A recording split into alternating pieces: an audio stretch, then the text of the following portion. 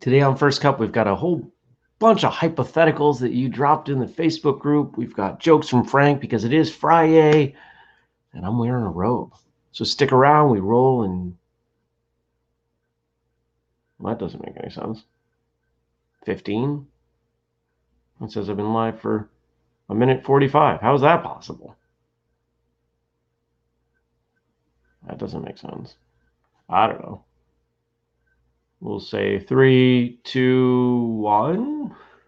Good morning, everybody, and welcome. Today is Friday. It's October 22nd, 2021. My name is Jeremy. This is my first cup of coffee. I'm all thrown off.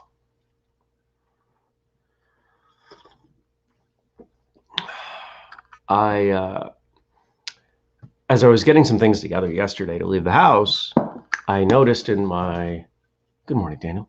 I noticed in the closet, I was like, hey, you've got this old laptop that actually is more powerful than the laptop you have, but it doesn't start up very quickly. So it hasn't been a good laptop to bring out into the world, but it's got a much larger screen. What if you use that for First Cup? Then you don't have to set up and break down every day. Let's do that. So I'm running off of that, and it's going to take some time for it to figure out where it is in the world. I turned it on a half hour ago. Good morning, Jenny. Yeah, it says we've been live for 3 minutes, which is not the case. How was your Thursday? Did you listen to that episode or watch that episode of Martial Arts Radio? I hope that you did.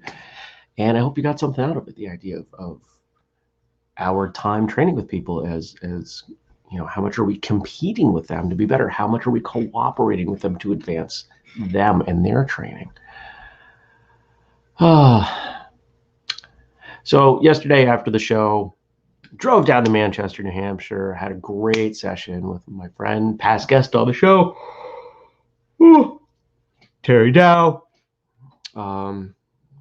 Went really well. Apparently, I was more sore from the flexibility that I did on Wednesday than I realized. Things weren't quite where I thought they were going to be hip-wise, but I will get there. I got plenty of stuff I got to work on for testing, and just plenty of stuff to work on in general. Then it says, Friday! Daniel says, halfway through the episode, much shorter commute for listening these days. Oh, I understand. Well, yesterday I had 4.5 hours in a car, so I got through lots of podcasts yesterday. After we trained, I headed back. We have this really cool rest area. It's got a local restaurant. I used to be able to say it's plural, but only one. There's a local restaurant in it. And so we stopped off, got a big salad, got gas, drove further north, stopped at Panera, did a bunch of work, drove home, showered, went out for a friend's birthday. You know, there's definitely something to be said for going out for birthdays in your 40s. Right? She was turning, what did she turn? 44, 45. And, you know, there with her husband, he's a couple years older than her best friend, she's like the same age, her boyfriend, who's just shy of 40. But it was so mellow.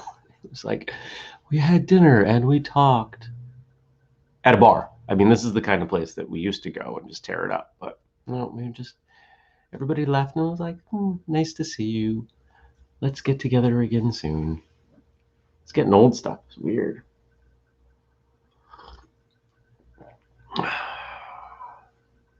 Today's Friday. Friday, we got weekend. Man, this is going to be an interesting weekend. The house is a disaster. Like, I'm not going to lie. I'm not happy with what I'm looking at. I've done very little to put anything together. What are the words I'm looking for?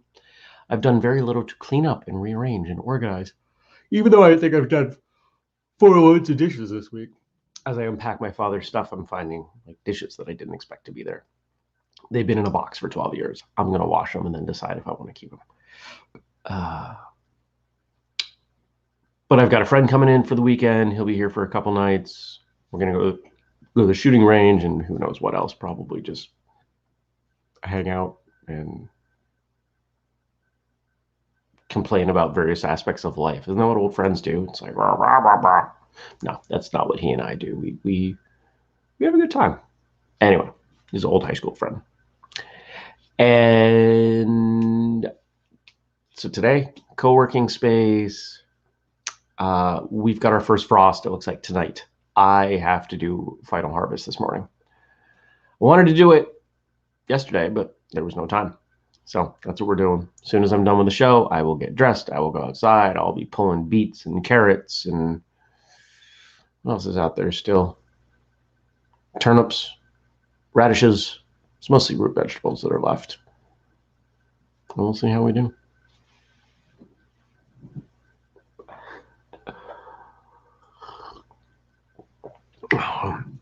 Frank says, with any luck at all, this weekend will be a real ham.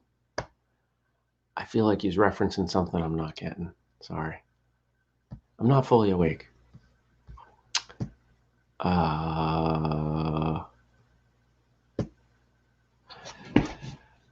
Anything else I should tell you all? I don't think so. There's a quote of mine circulating around social media right now that people are sharing much more than they normally do. I don't know if you've seen it. But actually, let me see if is there an easy way for me to find this? I'll show it to you.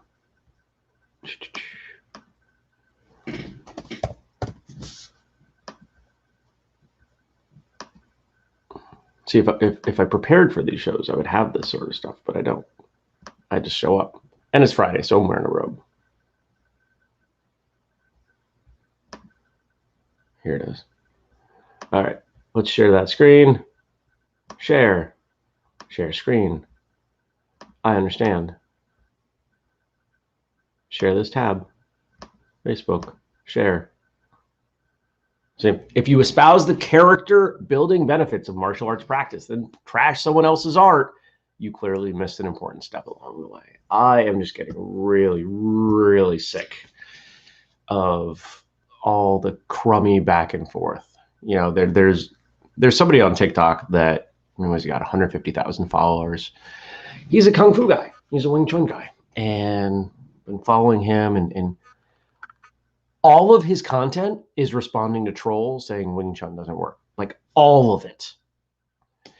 And I drew the line with the latest video I saw from him where he was making fun of the troll, like making fun of the person's physical appearance. I'm like, I'm out. It's one thing for you to defend what you do. It's one thing for you to create doubt about the other person's ability. But when you're making personal attacks, no, this is not what martial arts is. If you can't handle the attacks, don't respond to them. Don't go on TikTok. Don't engage in a way that fosters that sort of conversation. I've got a video that I'm going to post over there. Well, I have to make it first. There's a video I'm going to make for TikTok to remind everyone my stance. There are no bad martial arts, only bad martial artists. And I'm going to get flack for that. I know I will. But here's the difference.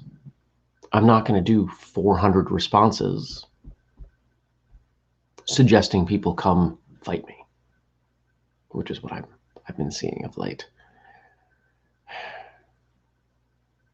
I don't like where social media is taking the world. That's the short of it.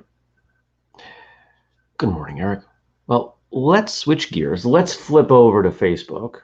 Let's take a look at what you all gave me to talk about. Now, I know that Jenny had a bunch of stuff in there.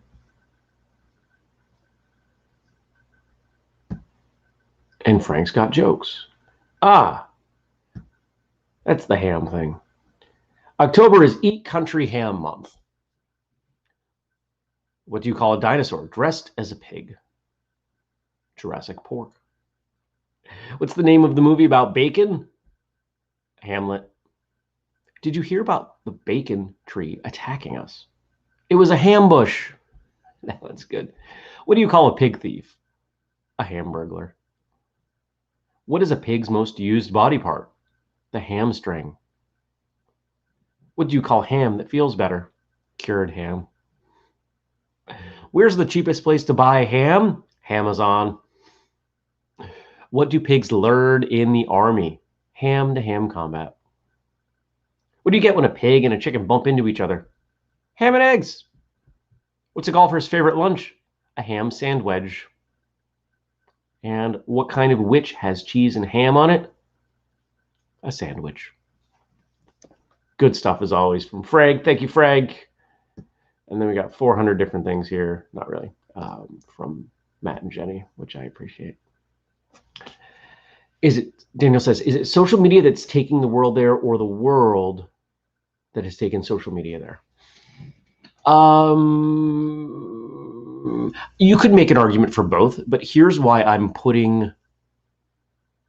the not the blame, but I point out, there's a difference between responsibility as the people behind the product and responsibility as in it is because of the introduction of this thing, right?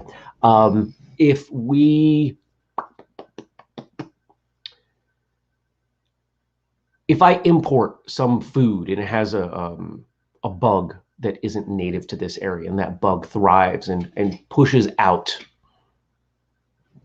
other native species of bugs, we could say, well, the bugs that are here, the natives didn't adapt quickly enough.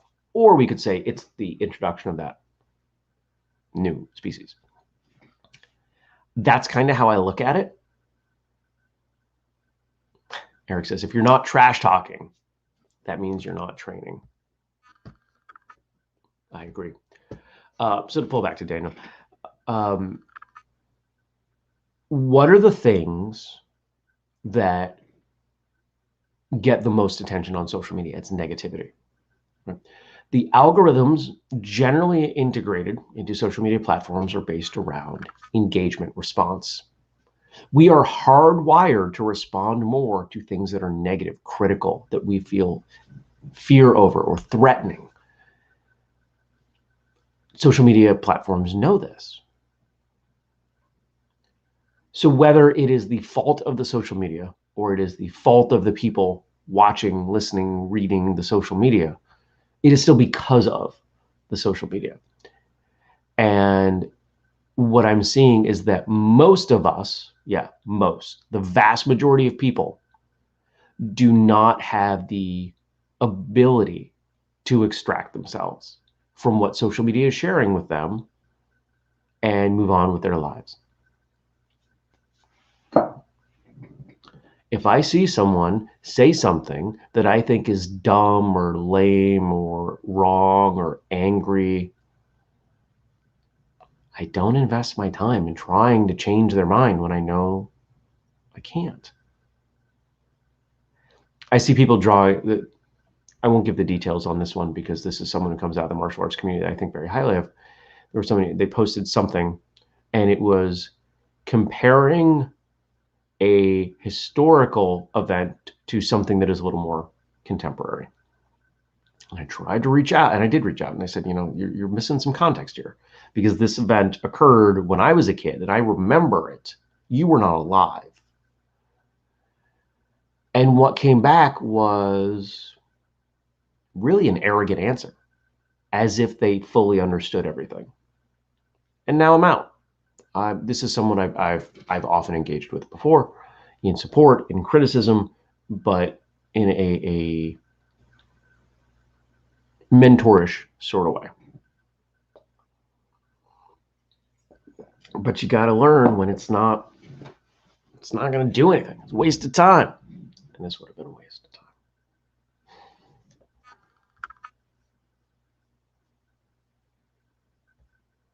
Let's switch that banner. Let's do this one.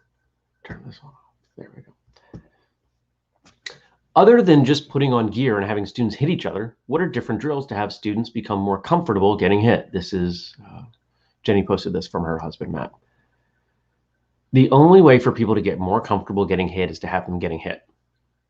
You have to find ways to ramp up the pressure, the force of the hits so they can become comfortable.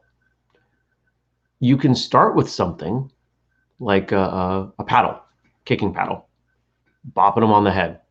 You have a fair amount of control. The force can range from almost nothing to not going to hurt you, but scary and makes a noise.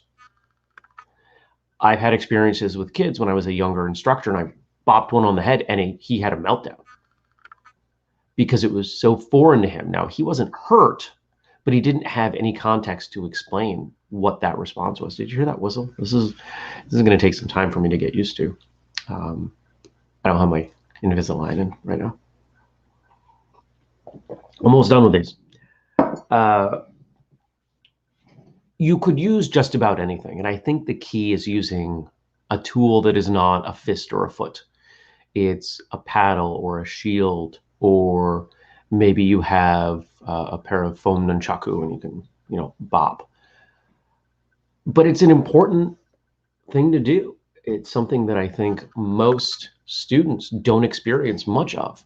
We put them in and they spar and they go 0 to 60. And we know adaptation does not occur efficiently over rapid adjustment. Small iterative progress is where we're going to see the best benefits.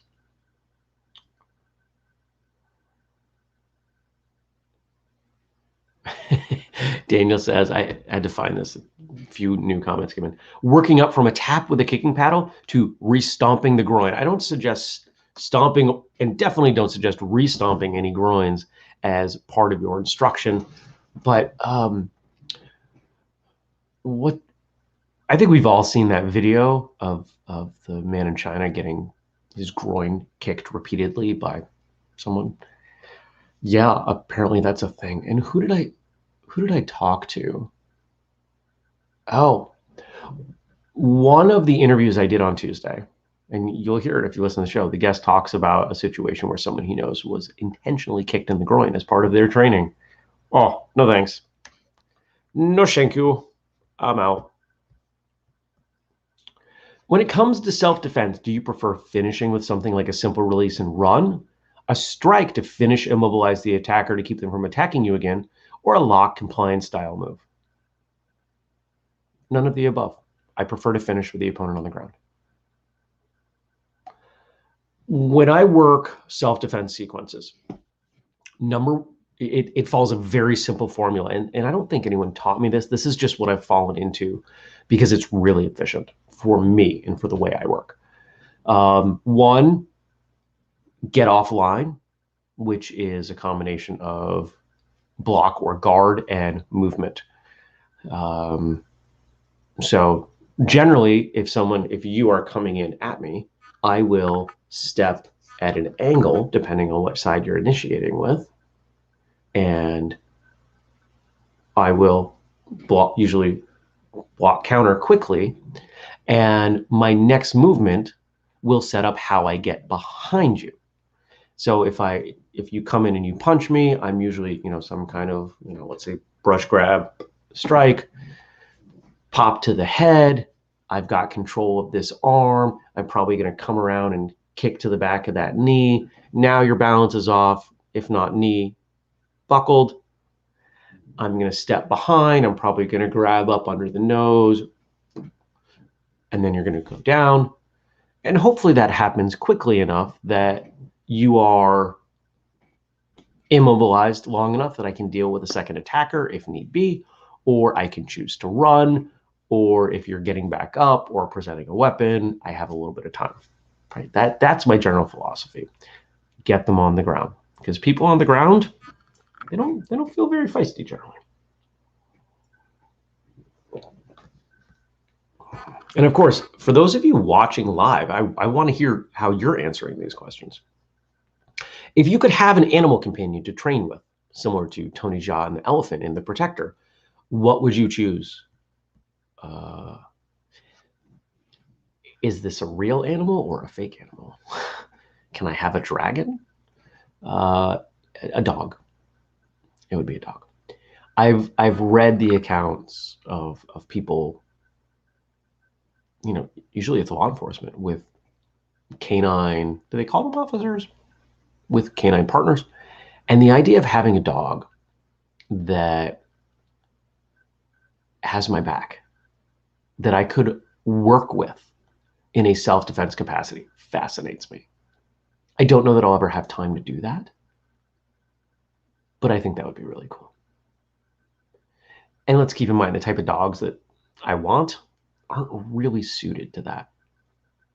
I'm not going to take a golden retriever and turn it into a self-defense weapon. It's not going to work well. I'd be better off getting a St. Bernard and having them, you know, create a slippery floor with the drool. Dennis says, re-stomping the groin while he is on the ground will keep him immobilized. That is true. Stomping, re-stomping the groin, for sure. You know, the only problem with that, if we want to be realistic, I'm not getting that. I'm not getting within that range of the hands and feet. If somebody's down on the ground, the only place I'm going with proximity is the head and the neck. Well, that's not entirely true. If their arm is on the ground, I may step on the hand or the wrist. But to stomp on the groin, you've either got to hover over them or stand near both of their legs. No thanks. Because you know what I do? I kick you.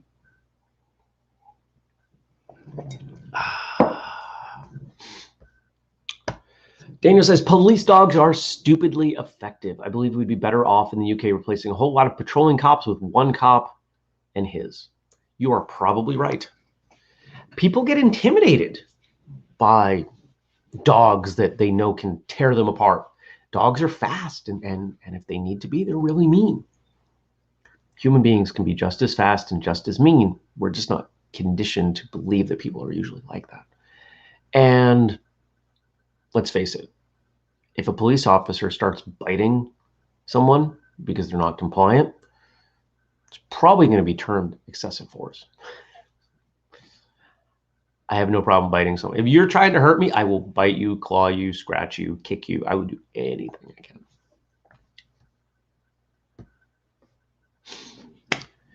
If you had, I didn't even see this question. If you had your own dragon and its power or element was based on your personality, what do you think its ability would be? What are my choices? I feel like you're referencing a certain mythology of dragon that I may not be familiar with.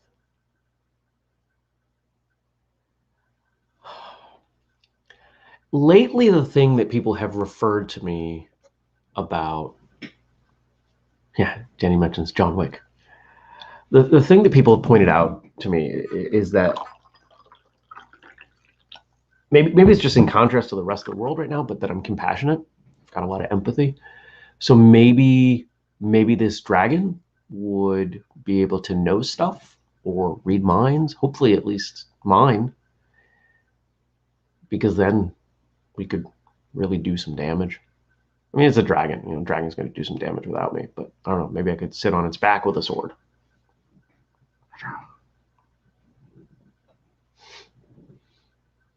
Who knows?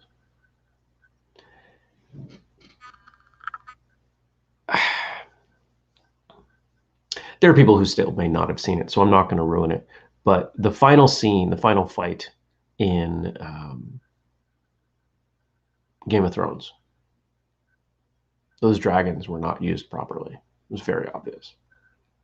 And I find it really disappointing that they were not used properly. Could have been so much easier. They could have,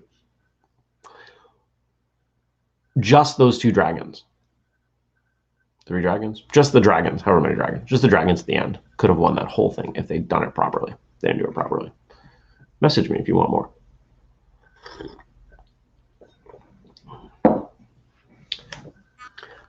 From Dennis, Joe Lewis was actually a big proponent of biting techniques. I did not know this. He did a few eye-opening seminars with us at his annual conferences. Think about the force, the bite force of our jaw. It's not comparable to a dog or anything, but it's still quite powerful. You're not going to squeeze someone's arm until they bleed. You're not going to grab someone's arm until they bleed, but you can, heck, I don't even know if you could squeeze someone else's hand and break it, but you could easily bite someone's fingers off. If you really dig in, you can do this. It's gross. I don't think you should, but you could if you had to. And if we're talking in close, no holds barred, you're trying to go home and they don't want to let you, self-defense, I think biting is grossly underestimated.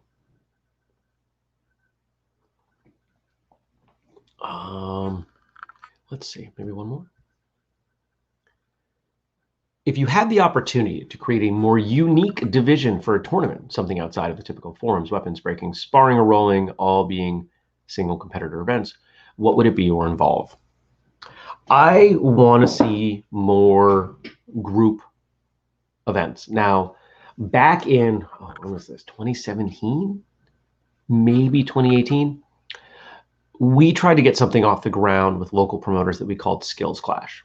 And the whole idea was that there would be a randomly selected handful of events chosen from a larger group of events that showcased martial artists' raw skill.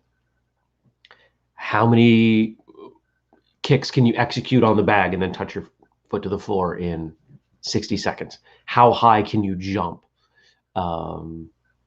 Things like that. Things that were a little more objective than most of the events in a martial arts competition. I could not get promoters on board because it added time and wasn't going to add money to them. See, these are the ideas that I come up with that generally people agree are good to great ideas, but I need more influence and or money to make them happen. This is an example of one of those. I still want to see it happen. It still would be a really entertaining thing. Maybe in the future. Frank says, it gives a whole new meaning to taking a bite out of crime. And Daniel says, how many groin restomps in 2 minutes? We could make that an event. That could be a comical event. In 2 minutes, people would be exhausted. Ask anybody to do anything for 2 minutes. They fry. It's great watching. All right. Well, it's time for me to be on my way. The furnace company is coming. They want to rerun the lines to the furnace. Not super thrilled about that. It's going to cost me a few $100s. Anyway, got to do that. I got to harvest. I got to pack up. I got to make some calls, send some emails. I got a potential new client I'm meeting with today, virtually. Couple meetings this afternoon. Man, I am busy. Woo, I am busy. And then a weekend with a friend. I hope you have a great day. I hope you have a great weekend. I hope that you will leave stuff for me to talk about. As a reminder, on the First Cup with Jeremy Facebook page. And also, as a reminder, don't forget, if you want to support the work that we do at Whistlekick, all the variety of free content that we give you all the time, if you're not paying attention to Martial Journal, we are getting close to a new post today, martialjournal.com. Check it out. You can support us with a Patreon contribution as little as $2 a month, or you can buy something in the store. Code FIRSTCUP15. I will see you back here on Monday. I appreciate all of you. You're fantastic people. Have a great, great day. And I'll see you back here after the weekend. Peace.